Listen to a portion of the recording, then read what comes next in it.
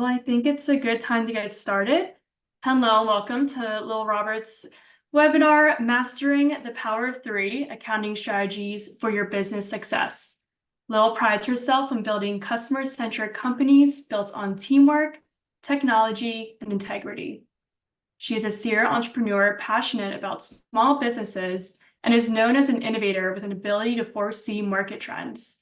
After a successful exit from the manufacturing industry, Lil serves as CEO and founder of Zendeal, a VC-backed cloud-based fintech company based in the greater Miami region. This will be a quick presentation, so we will be holding a Q&A at the end. So if you can hold your questions until the Q&A portion of today's webinar, that will be very much appreciated. Thank you for joining us, and over to you, Lil. Thank you, Allie. Pleasure to be here. Hello, everybody. I'm excited to share with you some Fortune 500 strategies that work for small businesses, right? And when we talk about small businesses, we're talking about anything from a side hustle that's doing $100,000 a year in revenue up to $50 million. Those are considered small businesses by definition. And the Fortune 500 companies that love to employ the power of three to help build their bottom line exponentially, we're going to chat about that today. So pleasure to be with you. Excited to hear your questions after we finish the short presentation. So who are you? First, let's talk about businesses, right? So businesses, for the most part, fall in two buckets. Either you sell time, a professional service, or you sell a product, right? And so professional services can be anything from, architect to attorney to a doctor really sells time. They sell their time for diagnosis. IT services, digital marketing agencies all fall into professional services. So really professional services is a bucket that's huge, right? It covers a lot of area. And then people who sell products can be same thing. It could be anything, going to a fast casual restaurant could be a product, going to the local gas station that has a mini mart in it, you're buying a bottle of water is a product, or just a retail shop that's a boutique shop selling ball caps and sneakers, all products. And some are brick and mortar, as we know, and some are e-commerce businesses. So, but both of those businesses, there are ways to exponentially build money to the bottom line. So a little bit about profits and cash flow. So according to US Bank, 93% of small business owners run their business from their bank account. And it's been proven. Xero and QBO, they know what time the business owners are logging in and looking at how much money they have. And banks know that typically business owners are logging in between 7 and 8 a.m. in the morning to see how much money they have. 82% of the businesses that close are actually profitable, but they mismanaged their cash flow. Either they had too many receivables on the street or too much inventory, or they didn't understand the profit margin that they thought that they were getting on their product. And we'll talk a little bit about that later. And of the 82% of the businesses that failed that were really profitable, they just ran out of cash flow. There are 46% of the businesses that it's a systemic issue. It's pricing, it's system and processes, it's non-payment of taxes, it's record keeping, excess expenses because you don't have good visibility of what's happening in your business. So a couple of things to cover. Profits are not cash flow. They will be one day. So what do I mean by profits are not cash flow? Profits are after all the expenses have been paid and you've paid for your cost of goods. That's the money that you're going to pay the IRS a portion of for your federal income tax. But sometimes your profit sits on your balance sheet. It's sitting there in inventory. It's sitting there as deposits somewhere. And so it's not there for you to run your business. You need cash flow, which is the oxygen of your business, in order for your business to be able to thrive, for you to invest month over month, because there's always an investment, whether it is human capital, right, that you need more people so you can build your sales more, or you need more product. All of those things require cash flow. And so there's a difference between profit and cash flow. A lot of people don't realize that. because they think that, oh, I have cash flow, my business is okay. But if they don't really understand the profitability, then there can be some challenges. So if you understand your profits and you know your profits, you know how much profit you should have, then you're going to understand your cash.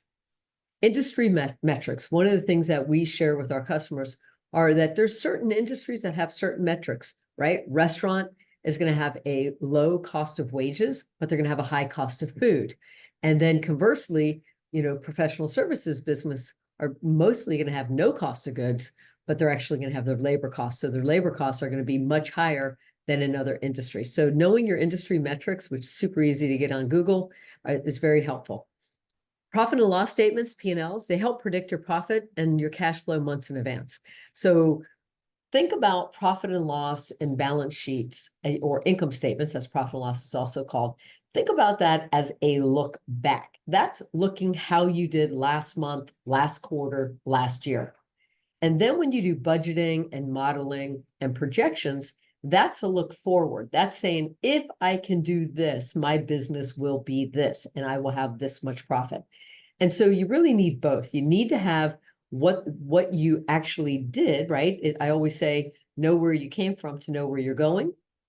So the P&Ls are giving you that health check of where you've been, and it's going to help you to forecast and predict where you're going and how much cash you're going to need. And then make your business easy. Focus on 3 KPIs. Pick 3 KPIs and understand and watch those 3 KPIs. And that's going to help you not have to be fragmented and just distracted in what you're looking at to focus on the main thing in your business. And that changes as your business matures. So when you're just starting out, those 3 KPIs may not be the same 3 KPIs that you're going to focus on in the next stages of your business. So let's get into the power of 3. I love the power of 3. So there's a couple different ways to do the power of 3, right? But at its core base, the power of 3 is you're going to increase something by 3% while you decrease something else by 3%. And the result is not 6% or 9%. It's not 3 plus 3 or 3 times 3. It's actually exponential. And we're going to go into that in a couple of examples here. So what do I mean by increase your prices by 3%? Say you're selling a bottle of water, right? Somebody walks in and you're selling a bottle of water for $1. Sell it for $1.03. Actually, you'll sell it for $1.05. They're not going to walk out of your store for that. Or even if you're selling a ball cap, and a ball cap is $30, and now you're going to add 90 cents to it, or $1, you're going to round up. They're not going to walk out of your store over $1, right? So increase by 3%. It is so small and negligible that your customers won't walk out of your store, or they won't click off to another place to buy their product. How do you decrease your cost by 3%? Lots of ways. So we're talking about product right now and increase prices and decrease, but as we get into our examples, I'll give you additional ones. Decrease your cost by 3%. So what we see lots of times is that when businesses may not be ahead of their inventory of ordering product in a product-based business, is that now they'll have to ship something on a 2-day or 3-day shipment instead of on a ground shipment. Or if they're not well-versed in how much cash they have in the bank to be able to make business decisions, then they may not take advantage of a closeout inventory that you could buy hats that people will still buy and for a lower rate. So lots of ways that you can get creative to decrease your cost by 3% when you focus on it. My background, as Ali mentioned, my background was I was in manufacturing, and in accounting. I'm not a CPA or an accountant, but by owning my own business, much like all of you guys that are listening, you have to wear a lot of hats. And so I wanted to change the way that accounting was done so we could level set the playing field for small business owners to where they get a call back and they can understand their financials and they have the tools they need for visibility to make these decisions to increase profitability. So if we look at other ways that you can do the power of 3, you can increase production by 3% while you're decreasing the hours worked. So if you're a professional services and say you're IT management, right? How do you increase your production by 3%? How do you give your people the right tools so they could do more with less time. Say you're a retail product business and you every day open your store from 8 o'clock to 8 o'clock.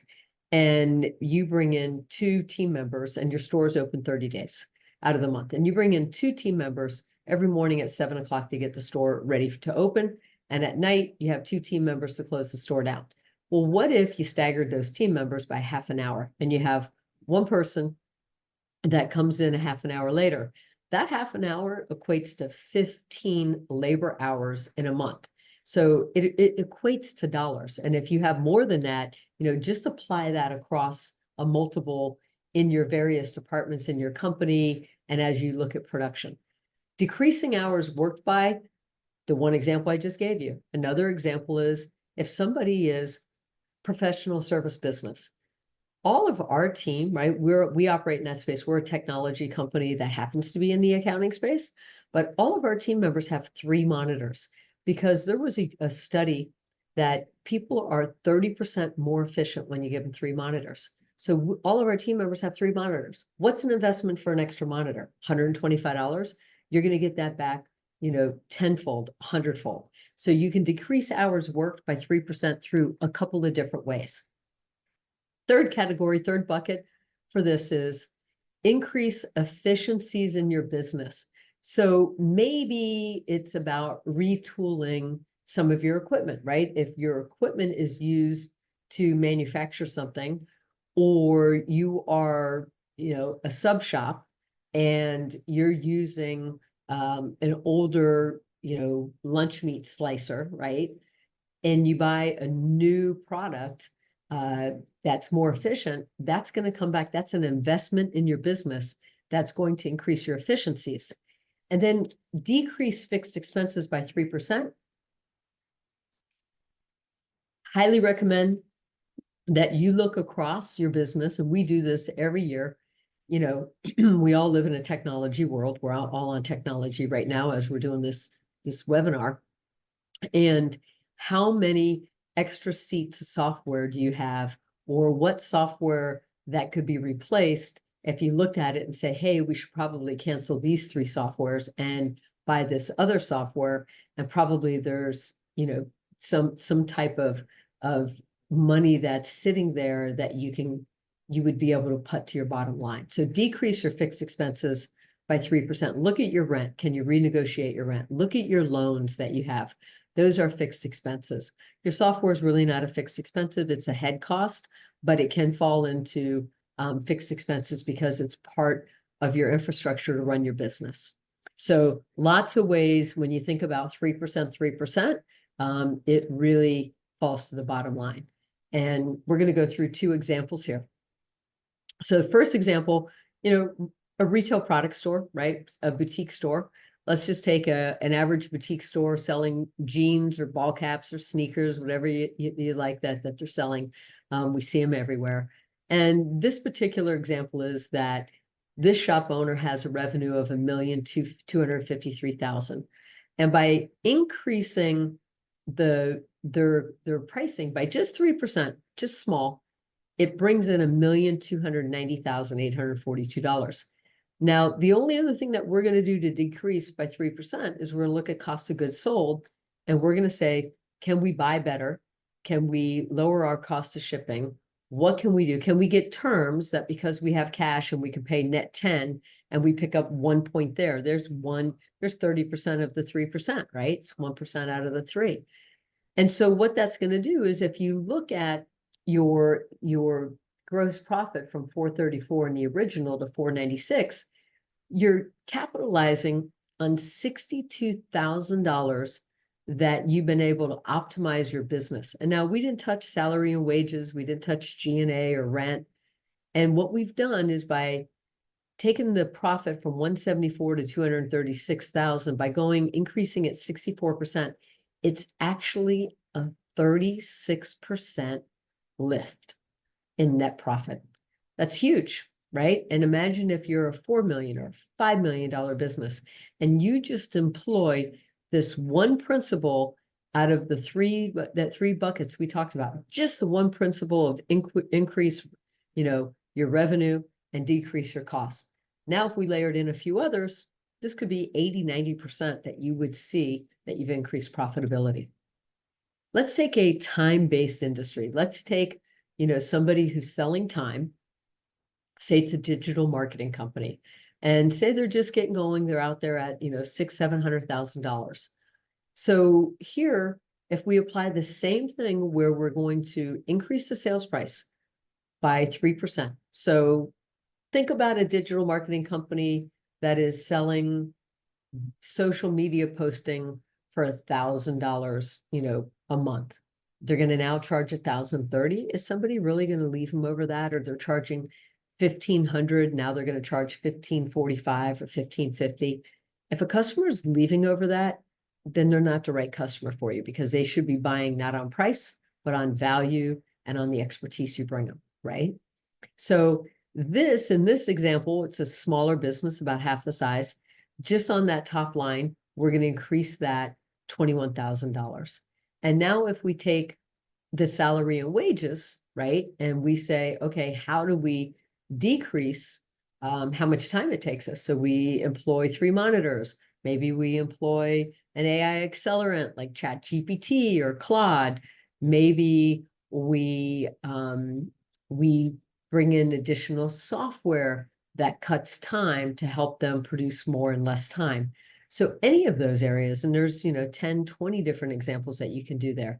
And so now here we just trimmed off $12,000. So now we have $33,000, just under $33,000 in this example on $252,000.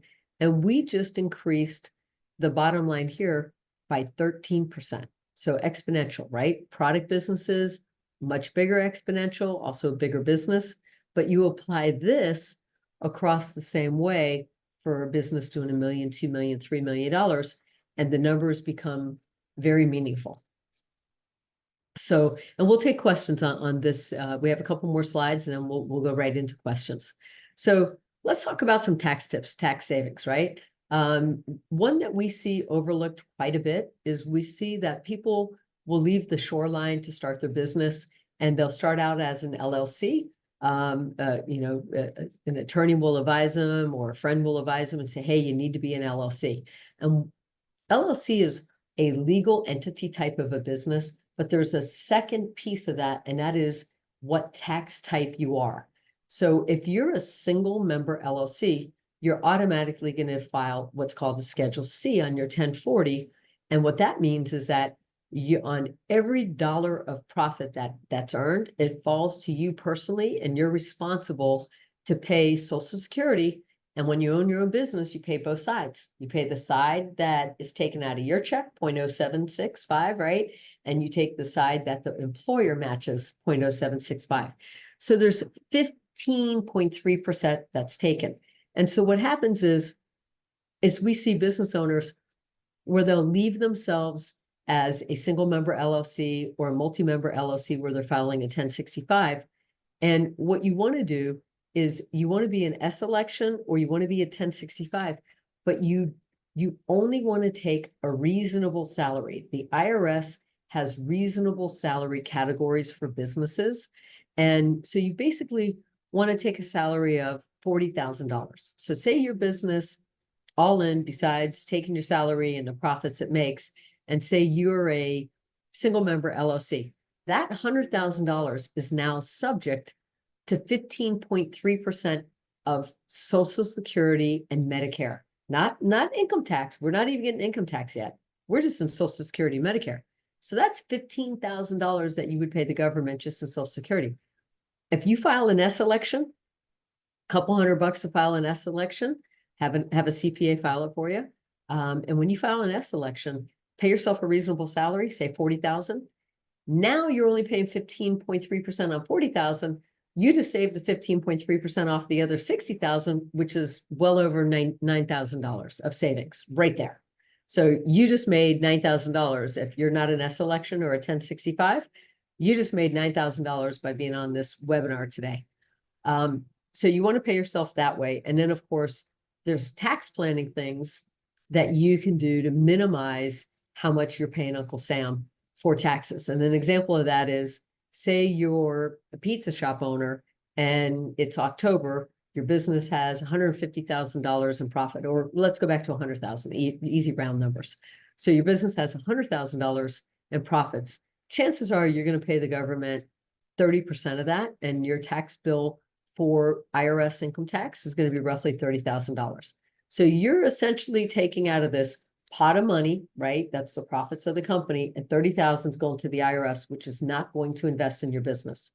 Say you have this pizza oven that every 6 months you're putting $5,000 in for repairs, but that pizza oven is just getting worse and worse. Knowing that you have the profit there and that you're going to have to pay the government that money, you could go out and buy a new pizza oven, which they run about 50 grand. And now when you pay for that pizza oven, because you're going to file Section 179, you're going to be able to pull that right off the top of your profits, and you're going to lower your taxable income from $100,000 to $50,000. And now 15,000 of the 30,000 that you would have been paying the IRS is now just been made as an investment in your business. So you can grow your business and not have to pay $5,000 every 6 months to repair it.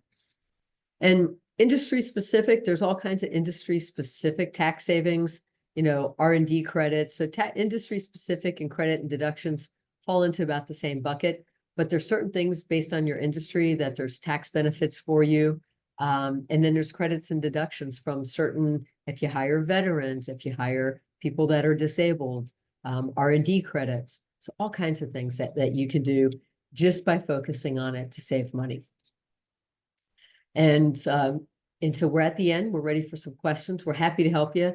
We offer a free 30-minute consultation.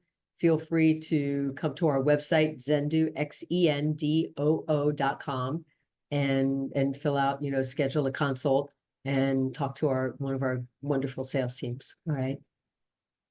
Happy to answer questions. Ali, back to you and see if we have some questions. Yeah, great presentation. Thank you. Everyone, if you would prefer to ask your question verbally, you do have access now to unmute. I know sometimes asking questions verbally is quicker and easier rather than typing. Manuel, I see you're unmuted. Do you have a question? Yes, but give me 1 second. Let me think about it and I'll Okay. ask. I see Rachel's unmuted. Yeah, I have a quick question. We are in a professional service field, healthcare specifically, with fixed rates, reimbursement rates that are fixed by the government and, big insurance contracts. Would you just recommend shifting the 3 to like 3 cost-based, efficiencies, or what? We feel stuck, we can't move the needle on the revenue side, but I assume you would just say, switch to costs, or 100%. So great question, Rachel, and thanks for joining today. So I would look to see if you can have some efficiencies in your workflow processes that would increase production, right? So if you're currently doing, for even round numbers, say you're doing 10 customers a day, 10 patients a day, are there efficiencies through the workflow system that you can do 12, right? So where can you cut minutes in the day to allow you to see more patients? And then on the other side of it, where can you decrease some of your fixed expense overhead that would be meaningful? And so that can be, so a lot of time is spent in a medical practice, verifying benefits. And there's all kinds of software platforms that allow you to do some of that, through computers, right? To do that. Or if you guys are finding that you have to call back on certain things with certain types of insurance, like United Health or Humana, and it comes down to the code, like look at those areas in the business, and that's going to be where you're going to find so it's workflow and process. Thank you. Thank you. I hope that's helpful for you. Yeah.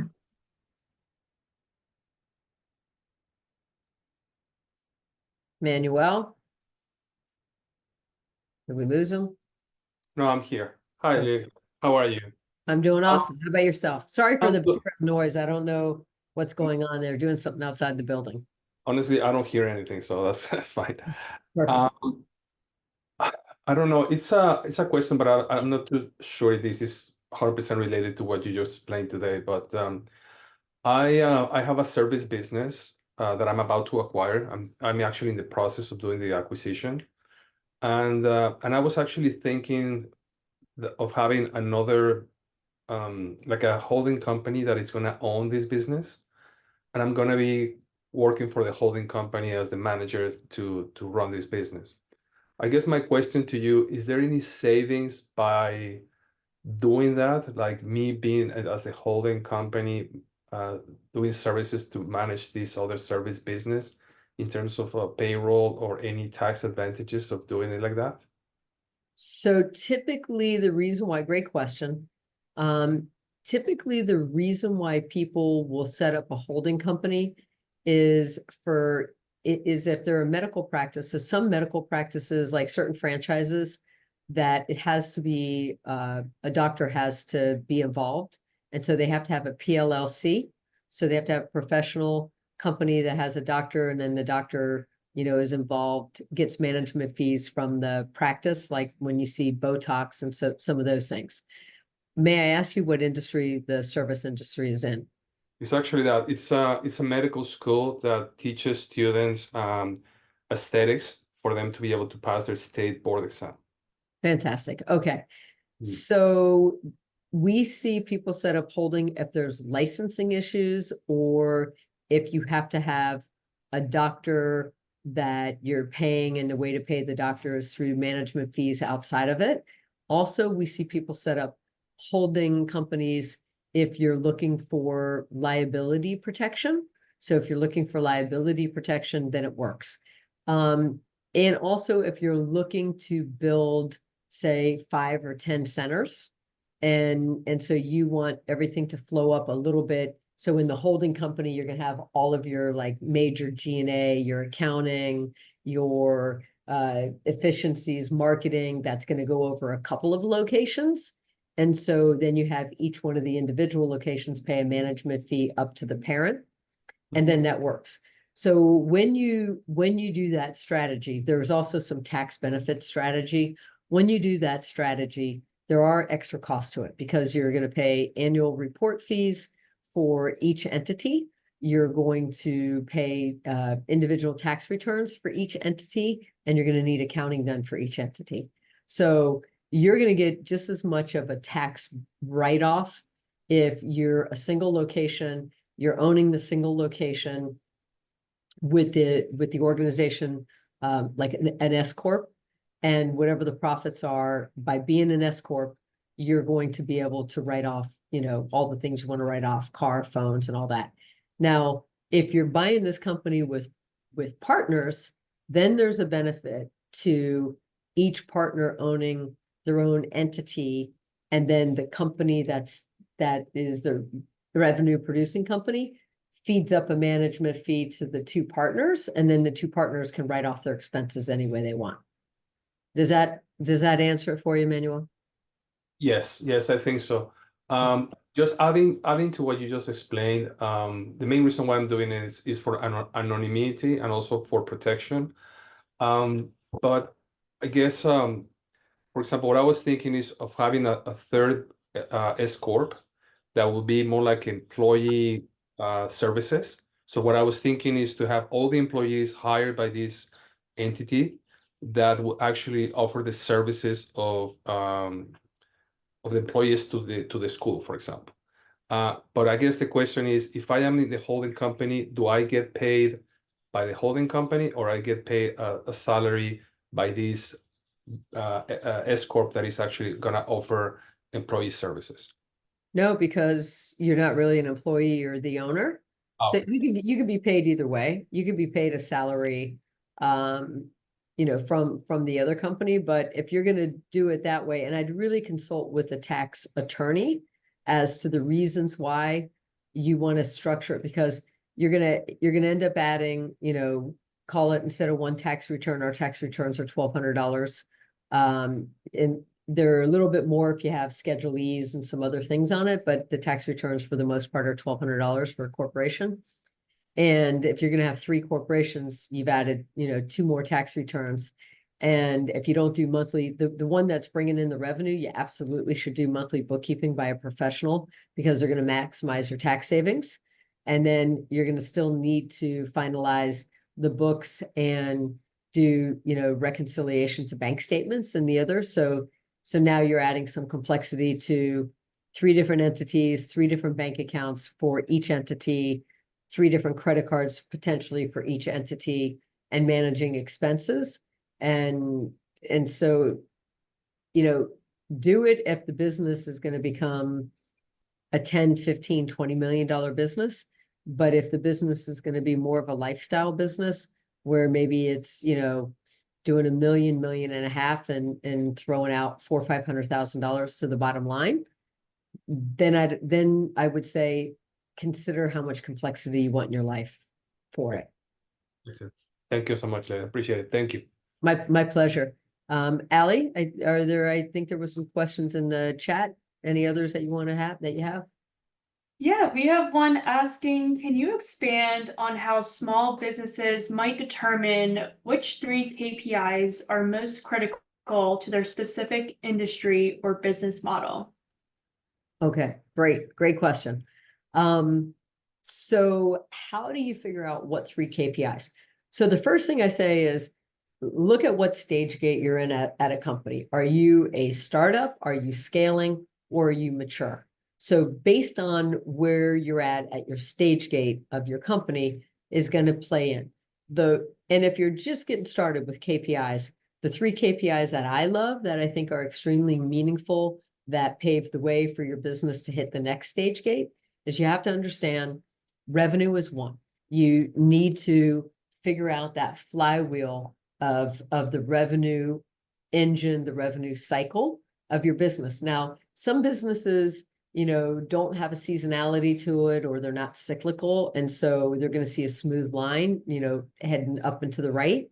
Some businesses are going to have chunky growth, right? And so what you want to watch is that trend line to make sure that it's moving up and to the right. And so, that where it dips in the same months each year. So you can plan for it. And then year over year, you show that increase. So revenue, number 1, there's a saying, sales solves all problems, and it's absolutely true. And then I would say that you want to look at 2 things related to profit. You want to look at what's your gross profit margin, which gross profit margin means what percentage of each dollar goes to being able to serve that dollar. So for us, because we're in the accounting space, right? So we do monthly P&Ls and we do tax returns.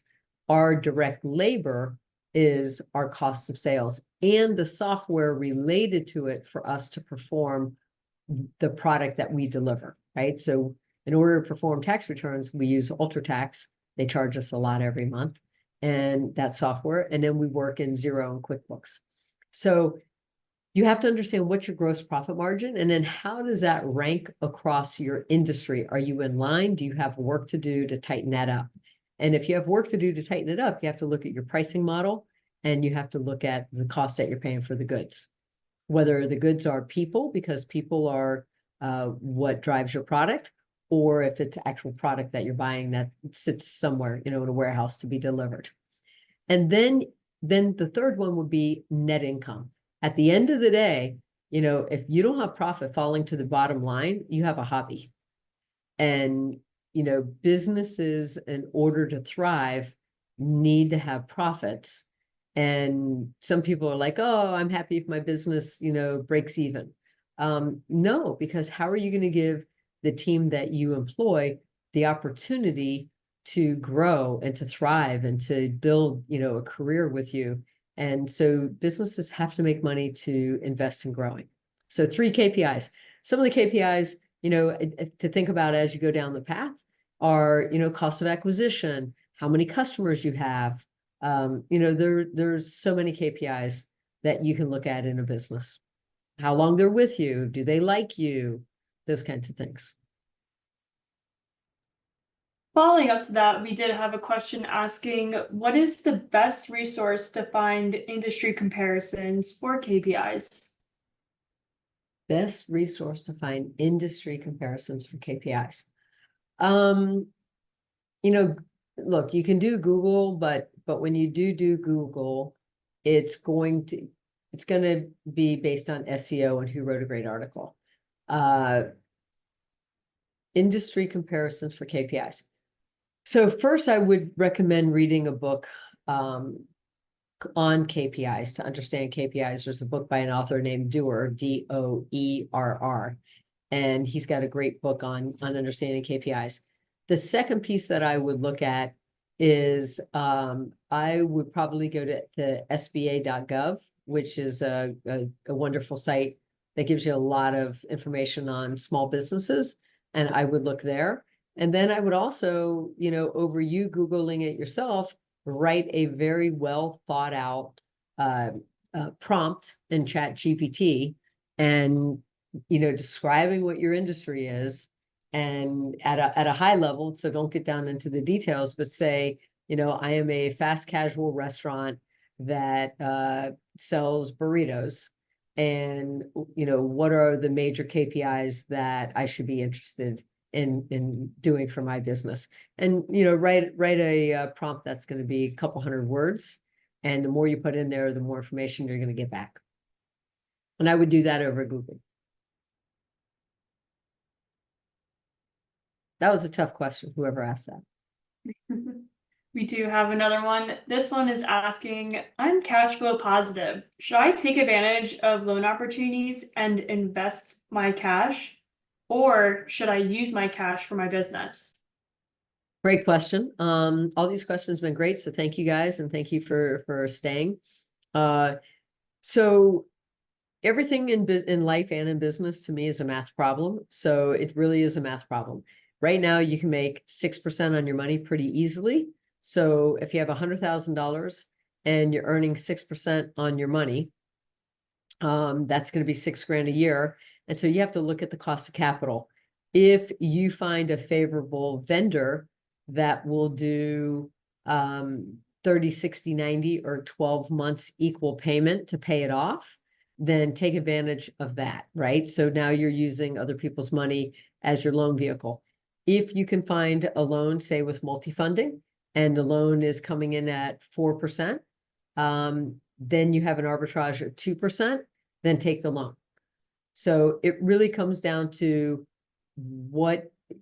how does the math play out? What can you do with that money? If, maybe it's not a positive result, maybe it's a net neutral, or maybe it's going to cost you a little bit on it. But if your business is cyclical and it's better off for you to hang on to your cash to take advantages to buy, inventory that's going out of date, or something where you can, get a really great deal from a vendor, use your cash for that and take a loan, because that's going to add more to your bottom line than not having the cash and not being able to take advantage of that opportunity. All right, we have another one. At what stage should a business assess whether the S-Corp tax strategy suits them? At what stage? They should assess that the minute that they're making more than $40,000, if they're paying themselves $40,000, at that point, move to an S if you see it's going to grow, because anything over that, don't take as payroll. You take that as reasonable salary, and anything over that, you're going to take as distributions and only be subjected to income tax and not to the other. Not to Social Security. Somebody's asking the name of the author for the book on KPIs. It's Doerr, and I think it's John Doerr. Somebody's in my office. See, would you look up? Yep. Understanding, I think it's called Understanding KPIs, and I'm pretty sure it's John Doerr, Doerr. Perfect. Allie, was there any other questions? Yeah, we do have another one in the Q&A box. This one is asking, what are the most common mistakes in how small businesses manage their cash flow? And what are your top recommendations for avoiding these pitfalls? Top Small business owners' top mistakes. Well, I'll tell you, there's a couple. And it depends again on your stage gate, right, of your business. So number one, in the early days, what we see business owners, and look, all of us are business owners that are on this call today, and all of our friends are business owners, right? Because that's our tribe, and we find that if we were architects, most of our friends would be architects because you meet them through business. So what happens is early day, they will fall into the bank will say, oh, you should open up account for this and that account for that and account for this. Oh, no. Simplify your life. So small business owners, stay simplified. So, you need to have an account. Typically what I do is I have an operating account and then I have a separate payroll account because I don't want somebody having, the accessibility to pull money from a bigger account. Your operating account should have more money. So have an operating account, have a payroll account. If you have a lot of money in the business, then have a money market account. So you should have 3 bank accounts. Have a credit card for your business and do not commingle. We see people commingle money all the time and they're going back and forth, and all they're doing is adding complexity and cost, and they're going to miss out on incredible tax savings. When their books are clean, then you're going to be able to really maximize your tax savings. And if you were ever audited, you wouldn't have to worry about it because your books are clean. So no commingling, simplify your life. That's early day, strong practices. As your business builds up and it starts making money, I see this over and over. 50% of all small business owners are embezzled. And the reason why they're embezzled is because it's super easy. We live in a digital world. And so you have somebody that is paying your bills. And when they're paying your bills, they could easily, and they have access to your money, easily, they can spin up a little company with a name and they can put in invoices and start paying those invoices that turn out to be them. I can't tell you how many friends that have been embezzled. So do not outsource paying your bills. You could use technology where you could use bill.com or a couple different other software packages to where somebody is keying it in for you, but you must always be the final sign off. And in a digital world, it's super simple. I don't pay any bills that I can't see the backup to it and understand why we're paying that bill. So those are a couple of, I could go on and on, but those are a couple for you. Great. I did a quick little Google search. Was that book called Measure What Matters? Yes, it is. Measure All What right. Matters. I'll send that in the chat if anybody wants to get a copy of that. Is that John Doerr? Yes. That's John Doerr? Okay, great. Yeah. Yes. And they're talking more in the tech space about KPIs, but look, the same principles apply. We all do the same thing, right? We have money coming in, we have money going out, and we hope at the end of the day, there's some money left behind. And so we can continue to build our business and be efficient. And, when you measure something, it counts, and then you can make a difference. You can impact it. As to Rachel's point, by measuring in the business, she can impact how many people, the throughput of patients, and that's what will increase their sales. So are there any other questions? Is there any other thoughts that anybody has that they'd like to ask? And if not, we'll say goodbye, and I've enjoyed my time with you. Yeah, well, thank you so much. Those are all the questions that I have in the Q&A. Oh, I see we have someone unmuted. You can go ahead and ask your question. Hi, it's me, Manuel, again. I do have I'd like to probably hear more about your company and your services. I definitely require some help in many areas in accounting and also bookkeeping. So I don't know if you have maybe you can share your contact details, so probably I can schedule a call. Maybe we can talk more. Absolutely. Manuel, we will, in fact, I can put in the link on our website. I'm going to put in the chat, our website. So on our website, zendu.com, and I just put it in the chat. So there's a bunch of buttons to schedule a consult. For me, I'm traveling. My niece and nephew are graduating college, so I'm traveling tomorrow and Monday, and usually my days are stacked. But I have an extremely capable team that love talking to small business owners and will help you. And if there's something that you have that they can't answer, they'll bring it to myself or they'll bring it to my director of tax, and we're more than happy to get on a quick call and talk through it. Would love to have you as a customer, and congratulations on building your business and buying this new business that I'm sure you'll be very successful with because you're being thoughtful about it. You're on this call today, you're doing your research, you're understanding, and you're thinking through how you want to build your business. So kudos to you, as well as to everybody on the call today. Thank you, Lily. Thank you. Is there anything else, any other thoughts? You know, I can give you a quick high level. You know, we do monthly bookkeeping where we deliver profit and loss and balance sheets. We do that through weekly bookkeeping where we have a view-only access to your bank and credit cards, and they feed into Xero or QBO. We work in both.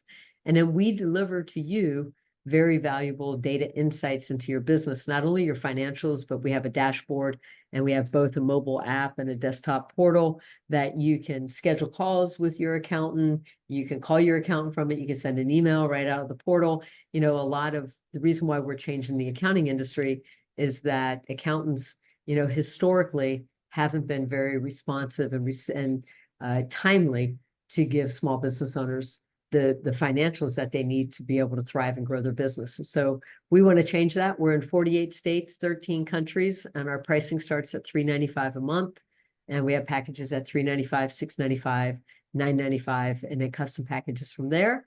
And we have businesses that are anywhere from a couple $100,000 a month when they're a professional services business selling time, all the way up to about $50 million. So thank you all for being on the call today. Ali, thank you for the opportunity for us to share some insights with fellow business owners because, you know, we're the backbone of America, all of us. Great webinar today. Thank you so much, Lil. Thank you. Have a wonderful day. Thank you all for being on.